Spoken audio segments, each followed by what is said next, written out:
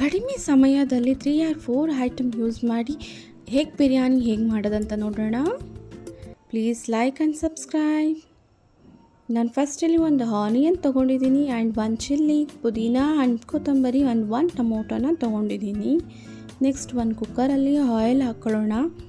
ಚಕ್ಕೆ, ಲವಂಗ, ಏಲಕ್ಕಿನ ಆ್ಯಡ್ ಮಾಡ್ಕೊಂಡಿದ್ದೀನಿ. ನೆಕ್ಸ್ಟ್ ಆನಿಯನ್ ಚಾಪ್ ಮಾಡಿ ಇಟ್ಕೊಂಡಿರೋದನ್ನು ಹಾಕ್ಕೊಳ್ಳೋಣ. ಇದು ಫುಲ್ಲು ಚೆನ್ನಾಗಿ ಫ್ರೈ ಆಗಬೇಕು.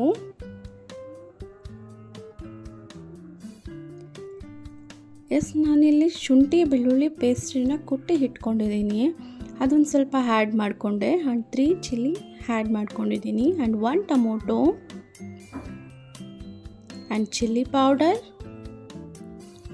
ಆ್ಯಂಡ್ ಚಿಕನ್ ಮಸಾಲ ಹಾಜಿ ಅವ್ರದ್ದು ಯೂಸ್ ಮಾಡಿದ್ದೀನಿ ನಾನು. ಆ್ಯಂಡ್ ಧನಿಯಾ ಪೌಡರ್, ಸ್ವಲ್ಪ ಅರಿಶಿಣ ಯೂಸ್ ಮಾಡಿದ್ದೀನಿ. ಆ್ಯಂಡ್ ಇದಕ್ಕೆ 1 ಗ್ಲಾಸ್ ವಾಟರ್ ಹಾಕ್ಕೊಂಡು ಸ್ವಲ್ಪ ಸಾಲ್ಟ್ ಮಿಕ್ಸ್ ಮಾಡಿಕೊಂಡೆ ಆ್ಯಂಡ್ ಪುದೀನ ಆ್ಯಂಡ್ ಕೊತ್ತಂಬರಿನ ಆ್ಯಡ್ ಮಾಡ್ಕೊಂಡಿದ್ದೀನಿ. ಇದು ಬಿರಿಯಾನಿ ಮಸಾಲ ಅಂತ, ಯಾವುದಾದ್ರೂ ಪರವಾಗಿಲ್ಲ, ಬಿರಿಯಾನಿ ಮಸಾಲಾನ ಹಾಕೋಬೋದು. ಕುದೀತಾ ಇದೆ. ಈಗ ಒಂದೇ ಒಂದು ಮೊಟ್ಟೆನ ಹೊಡೆದ್ಬಿಟ್ಟು ಹಾಕ್ಕೊಂಡಿದ್ದೀನಿ. ಅದ್ರ ಫ್ಲೇವರ್ ಬಿಡೋದಕ್ಕೋಸ್ಕರ ಒಂದು ಮೊಟ್ಟೆನ ಹೊಡೆದ್ಬಿಟ್ಟು ಹಾಕ್ಕೊಳ್ಳಿ ನೀವು, ಅಷ್ಟೇ ಚೆನ್ನಾಗಿ ಬರುತ್ತೆ.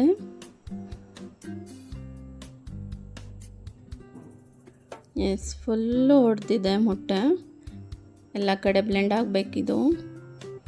ಸಣ್ಣ 3 ಎಗ್ನ ನಾನು ಬೇಯಿಸ್ಕೊಂಡು ಇಟ್ಕೊಂಡಿದ್ದೀನಿ. ನೋಡಿ, ಈ ರೀತಿ ಕಟ್ ಮಾಡಿ ಹಾಕೋಣ. ರೈಸ್ ಕೂಡ ಆಲ್ರೆಡಿ ಹಾಕಿದ್ದೀನಿ, ಅದು ವಿಡಿಯೋ ಸ್ಕಿಪ್ ಆಗಿದೆ. ಆ್ಯಂಡ್ 3 ಎಗ್ ಕೂಡ ಹಾಗೆ ಹಾಕಿದ್ದೀನಿ. ನೋಡಿ, ಈ ರೀತಿ ಕಟ್ ಮಾಡಿ ಹಾಕ್ಕೊಳ್ಳಿ, ಮಸಾಲ ಒಳಗೆ ಹೋಗುತ್ತೆ. ಆ್ಯಂಡ್ 3 ವಿಸಿಲ್ನ ಇದನ್ನು ಕೂಗಿಸ್ಕೊಂಡು ಬರೋಣ. ನೋಡಿ, ಎಗ್ ಬಿರಿಯಾನಿ ರೆಡಿಯಾಗಿದೆ ಆ್ಯಂಡ್ ತುಂಬ ಚೆನ್ನಾಗಿ ಬಂತು. ಕಡಿಮೆ ಐಟಮಲ್ಲಿ ಯೂಸ್ ಮಾಡಿಕೊಂಡು ಈ ರೀತಿ ಬರುತ್ತೆ. ನೀವು ಕೂಡ ಟ್ರೈ ಮಾಡಿ ನೋಡಿ ಮನೇಲಿ. And thank